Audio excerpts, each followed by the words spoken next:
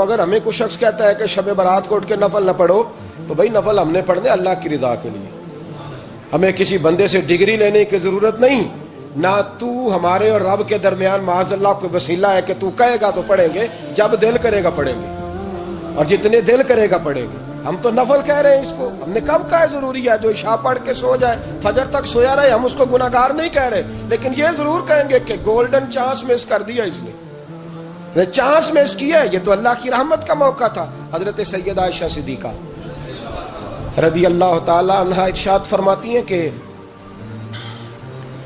شعبان کی 15ویں رات تھی، یعنی شب برات کی رات، فرماتی ہیں شعبان کی 15ویں رات تھی، میں نے اچانک نظر ڈالی تو حضور میرے بستر میں تھے، پھر میری نظر پڑی تو حضور نہیں تھے، میرے دل میں گمان آیا، خیال آیا کہ شاید کسی اور زوجہ کی طرف حضور کا میلانے تباہ ہو گیا ہو، وہاں تشریف لے گئے ہوں۔ فرماتی میں اٹھی باہر گئی تو نبی کریم علیہ السلام جنت البقیع میں تھے، قریب ایک جگہ پہ حضور دعائیں مانگ رہے تھے۔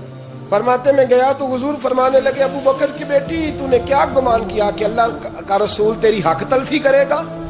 عرض کی حضور آپ مالک ہیں، کہیں اور جانا چاہیں تو میری طرف سے پابندی نہیں۔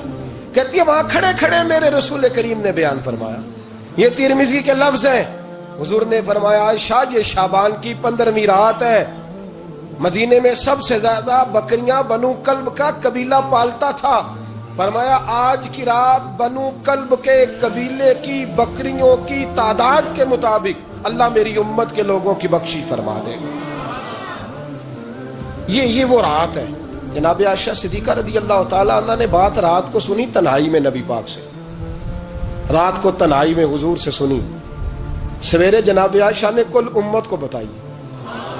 اگر یہ بات اہمیت والی نہ ہوتی تو بی بی صاحبہ آگے روایت کرتی، یہ کتابوں میں آتی، یہ لوگوں کو بتاتی۔ حضرت عائشہ نے روایت کیا اور مولا علی شیر خدا نے تو کھل کے کہا، ابن ماجہ میں حضرت علی سے پیار کرنے والوں کے لیے الگ عنوان، مولا علی نے کھل کے فرمایا شعبان کی 15ویں رات کو رات عبادت کرنا اور سویرے روزہ رکھنا۔ حضرت علی کا لفظ بائی نہیں سیاستہ میں، رات کو روز عبادت کرنا، دن کو روزہ رکھنا۔ ویسے تو رب کریم ہر روز تہجد کے وقت پہلے آسمان پر نزول اجلال فرماتا ہے اور لوگوں کو فرماتا ہے کوئی بخشش مانگنے والا، اور فرمایا ہر روز تہجد کے وقت یہ اعلان ہوتا ہے، پر شب برات کو نا شروع رات سے یہ اعلان شروع ہو جاتا ہے۔ ادھر دیکھو میری طرف، مغرب سے اعلان شروع ہو جائے گا۔ اللہ کرے آپ کو سمجھ آئے، اللہ کرے آپ کو، اور بھائی یہاں بار لوٹ سیل لگ جائے، یہاں ابھی سیل لگ جائے، 5000 والا جوڑا 1500 میں، تو رش ختم ہوگا۔ اور بھائی اگر یہ لگ جائے، چلو یہ تو دور کی بات ہے نا، ہم تو لنگر والے لوگ ہیں، اگر لنگر کا اعلان ہو جائے کہ بڑا تگڑا ہے، بڑا تگڑا، ہمارے ہاں تو شادی کی روٹی کھلتی ہے تو لوگ آخری روٹی سمجھ کے کھاتے ہیں، شاید اللہ ماشاءاللہ یہ آخری ہے، اس کے بعد نہ ملے گی۔ جب اعلان ہوتا ہے اور دعوت ہوتی ہے کہ کھلا ہے جی کھاؤ، کیا حشر ہوتا ہے، کیا انداز ہے۔ مولا علی شیر خدا حدیث روایت کرتے ہیں، رنگ کیا ہے؟ فرمایا باقی راتوں میں نا تھوڑا سا پیکج ہوتا ہے، تھوڑا سا، آخری حصے میں رات کے شب برات کو نا رات چڑھتے ہی اللہ پہلے آسمان پر جو اس کی شان کے لائق ہے نزول جلال فرماتا ہے، اور پہلا جملہ یہ فرماتا ہے کوئی معافی مانگنے والا؟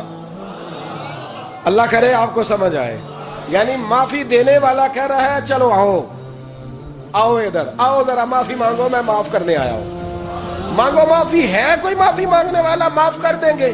اور آپ فرماتے ہیں ہے کوئی رزق مانگنے والا؟ وہ جو بڑی درخواستیں دیتے پھرتے ہیں نا مختلف اداروں میں، وہ ایک درخواست نا کل شب برات والی رات بھی دے۔ اللہ کرے آپ کو سمجھ آئے۔ وہ جو کہتے ہیں نا بڑی بڑی کمپنیوں میں نے اپلیکیشن جمع کرائی ہے تو کہیں کام نہیں بن رہا تو نسخہ دے رہا ہوں، ایک اپلیکیشن کل رات بھی جمع کراؤ انشاءاللہ کام بن جائے گا۔ اور میں نہیں کہہ رہا، مولا علی شیر خدا فرما رہے ہیں، اور وہ خود نہیں فرما رہے، وہ نبی پاک کا فرمان نقل کر رہے ہیں، اور وہ رسول اللہ صلی اللہ علیہ وسلم کی بات نہیں بیان کر رہے، وہ کہتے ہیں رب فرماتا ہے کوئی روزی مانگنے والا؟ سارے سیٹھوں، نوابوں، جاگیرداروں کے پاس جا جا کے تھک گئے ہو، ایک دن میرے کہنے پر، ایک رات، ایک دیہڑی ذرا شب برات والی لگا کے تو دیکھو۔ پر شرط یہ ہے کہ یقین کامل ہو، ارادہ یہ، مطلب اللہ معاف کرے، آپ نے ناراض نہیں ہونا، لیکن وہ ماحول اس طرح کا ہے کہ شب برات کو ایک دو ساتھی کو کہا رات کو عبادت کر کہتے جی وہ تو ٹھیک ہے پر سویرے چھٹی نہیں، کام کرنا ہے. یعنی رب کہہ رہا ہے کہ تو آ جا شب برات کی رات، جو مانگے گا وہ تجھے. لیکن یہ ادھر نہیں توجہ کر رہا، یہ کہتا ہے سویرے 10 بجے دکان نہ کھلی تو مشکل ہو جائے گی، دفتر نہ گیا تو حالات. آپ دیکھیں ذرا، اب جب یقین اس طرح کا ہو تو پھر تو بھائی ساری زندگی اداروں میں درخواستیں دینی ہے. پھر آپ جیسا آپ کا مزاج ہوگا، اللہ تعالیٰ تو بندے کے گمان کے قریب ہے. تو میرے رسول پاک علیہ السلام نے ہمیں یہ میسج دیا، پیغام دیا، فرمایا اس رات جو اولاد مانگے گا رب اسے بھی عطا فرمائے گا. اس رات جو اللہ سے بخشش مانگے گا اللہ اسے بھی دے گا. اس رات جو رب کریم سے عزت مانگے گا اللہ اسے بھی عطا کرے گا. شارحین نے لکھا اس رات جو رب سے پردہ پوشی مانگے گا اللہ اسے پردہ پوشی بھی عطا کرے گا. جو جنت کا سوالی ہوگا رب اپنے فضل سے عطا فرمائے گا. کوشش فرمائے، کوشش فرمائے. 10 محرم کو ہمارے ہاں لوگ جاتے ہیں قبرستان، وہ کسی حدیث سے ثابت نہیں، میں منع نہیں کر رہا، جائیں 9 محرم کو جائیں، 10 کو جائیں، 11 کو جائیں، 8 کو جائیں، سفر میں جائیں، ربیع الاول میں جائیں، قبرستان میں جب بھی جائیں، منع نہیں ہے. لیکن شب برات والی رات تو خود رسول کریم گئے ہیں نا قبرستان. اب جو بات میں نے سمجھانی ہے اس کو سمجھیں. نبی پاک کی والدہ کا مزار نہیں ہے وہاں جنت البقیع میں. حضور کے کو بھائی بہن، حضور کیا کرنے گئے؟ امت کی بخشش کے لیے گئے. شب برات کی رات لالچی نہ بنے کہ صرف میں نے اپنے لیے روزی مانگنی ہے، کل امت کے لیے مانگے رب کریم سے. مانگے اپنے بھائی کے لیے، مانگے اپنی بہن کے لیے، مانگے اپنے بیٹے کے لیے، مانگے اپنی بیٹی کے لیے، مانگے اللہ کریم. یہ مانگنے کی رات ہے. پچھلی راتی رحمت رب دی کرے بلند آوازہ، بخشش منگن وارے کارن کھلا جے دروازہ. آئیں اللہ کی بارگاہ میں اس رات کو کھل کے دعا مانگے. قبرستانوں میں نا کچھ قبریں ایسی ہیں کہ جو بتاتی ہیں کہ سالوں بیت گئے ہیں کوئی آیا نہیں. کچھ قبریں بتاتی ہیں.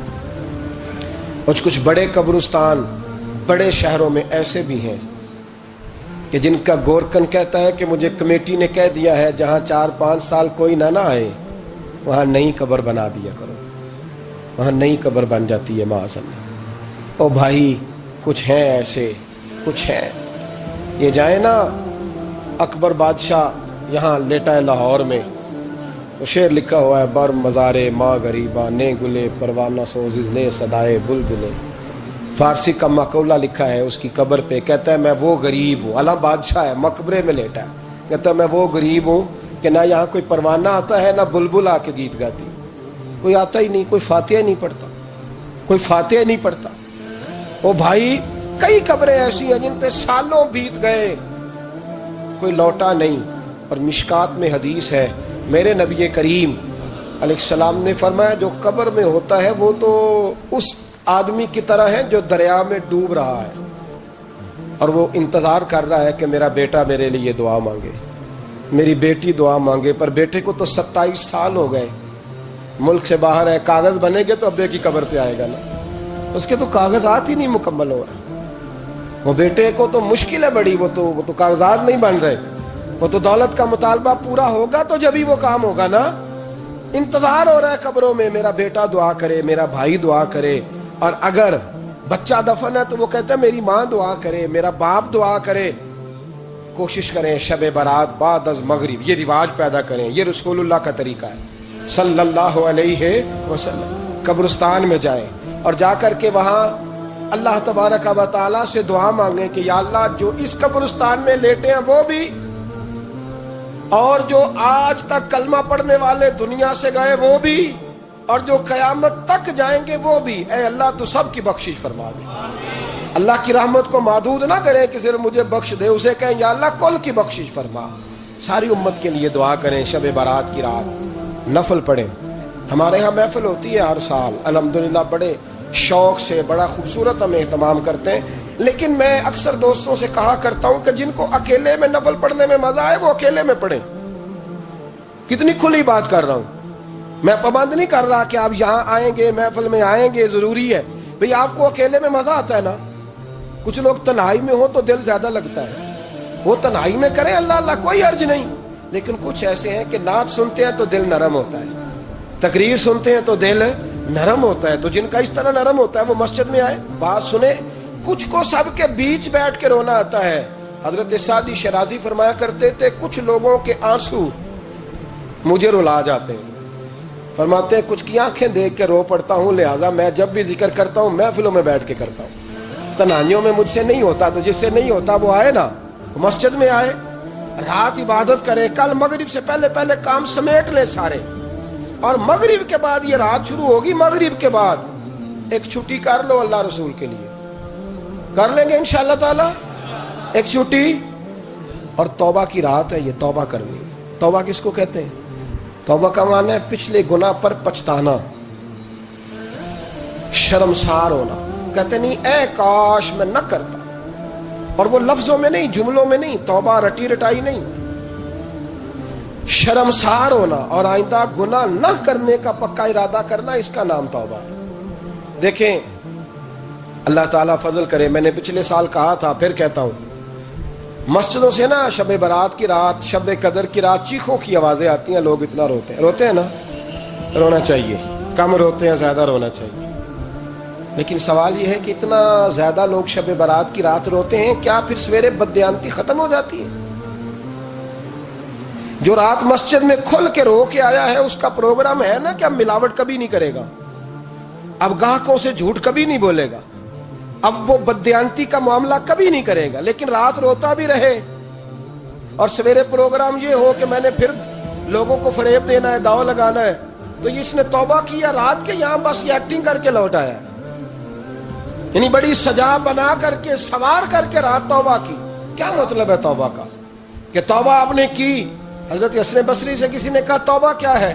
فرمانے لگے توبہ یہ ہے کہ جس گلی سے رب نے تجھے منع کیا ہے دوبارہ پھر تو اس گلی میں نظر نہ آئے, تو نظر ہی نہ آئے. اور جس جگہ جانے کا رب نے تجھے حکم دیا ہے پھر تو دوبارہ وہاں سے غیر حاضر نہ ہو.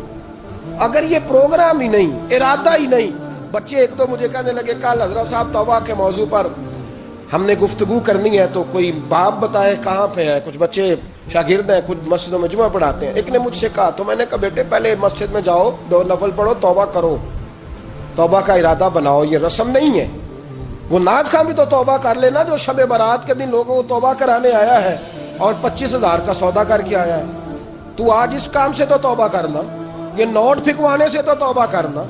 یہ رسم ہے. ساری رات توبہ توبہ توبہ توبہ, یہ کیا معنی ہے اس کا؟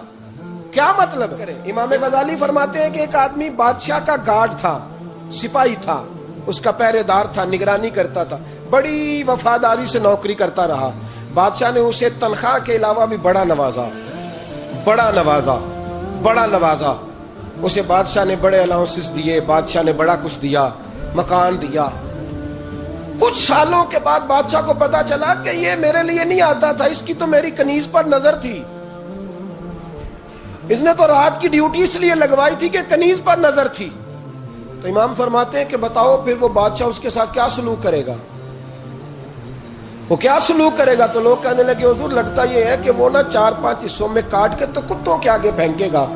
آپ فرمانے لگے میرا رب تو بڑا ہی قریب ہے, وہ تو ایسے نہیں کرتا. لیکن بتلاؤ اگر اسے پتا چلے کہ یہ رسم کے لیے آیا ہے, اس کی تو نظر ہی مال پہ ہے, یہ تو سویرے بدلے گا نہیں, یہ تو دھوکہ دے رہا ہے, یہ تو توبہ کرنے آیا ہی نہیں, اس نے تو ڈھونگ رچایا ہے, اسے تو پہلے سے خبر ہے. تو پھر تم کیا امید رکھتے ہو؟ پھر کیا رویہ رکھتے ہو؟ شب برات کی رات دھاڑے مار مار کے رونا اور صبح اسی طرح دھوکہ دینا, اسی طرح فریب کرنا, اسی طرح جھوٹ بولنا, اسی طرح بددیانتی کرنا, اسی طرح لوگوں کو لوٹنا. تو یہ رسم نہیں ہے توبہ. توبہ تو بدل جانے کا نام ہے, توبہ تو پھر سنور جانے کا نام ہے. توبہ تو اس طرح ہے جس طرح حضرت ابراہیم ابن ادھم نے کی تھی. وقت کے بادشاہ تھے, بادشاہ جب توبہ کی تو پھر ہر چیز چھوڑ دی, پھر مال لوگوں میں بانٹ دیا اور پھر ٹاٹ کا لباس پہن کر زندگی گزاری. لوگوں نے کہا حضور یہ تبدیلی ہے. فرمایا تبدیلی نہیں, یہ میری توبہ ہے, یہ میری توبہ ہے. جب توبہ کی تو پھر بدل کے کی, جب توبہ کی تو پھر تبدیل کیا آپ نے. یہ کیا توبہ ہوئی؟ ساری رات روتے رہے, سویرے دکان پہ جا کے پھر قسم اٹھائی کہ مجھے تو پڑتا ہی 11,000 کا ہے. یہ توبہ ہے؟ تو آپ نے اور میں نے توبہ کرنی ہے تو انشاءاللہ تعالیٰ اس طرح کرنی ہے کہ پھر 15ویں شعبان کو بدل جائے.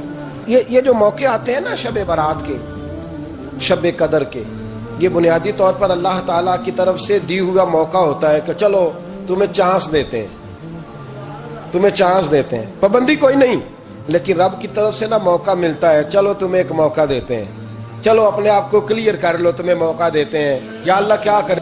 کچھ بھی نہیں، آ کے نا سچے دل سے 2 رکعتیں پڑھ کے توبہ کرو، عرش کا مالک پچھلے سارے ہی معاف کر دے۔ کچھ بھی نہیں، آؤ موقع ہے۔ ان لوگوں کی باتوں پہ نہ جائیں جو بلا وجہ پریشان کرتے ہیں۔ ہمیں بھی روز ہی سوال آتے ہیں، دل نہیں کرتا، کچھ باتیں ایسی ہیں جو کرنے کو طبیعت نہیں چاہتی، میں کروں گا بھی نہیں۔ لوگوں کو شب برات کا حوالہ بھی نہیں مل رہا، حالانکہ ترمذی شریف میں حدیث موجود ہے، صحاح ستہ کی روایت ہے،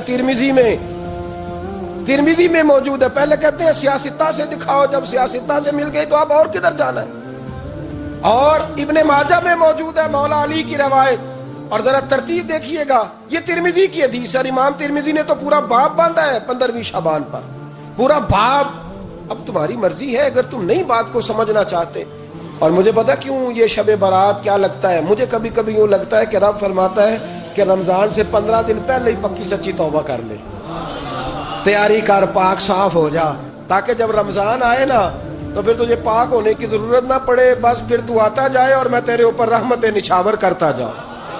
بس تو پہلے ہی تیاری کر، 15 دن پہلے، 14 دن پہلے تیار ہو جا۔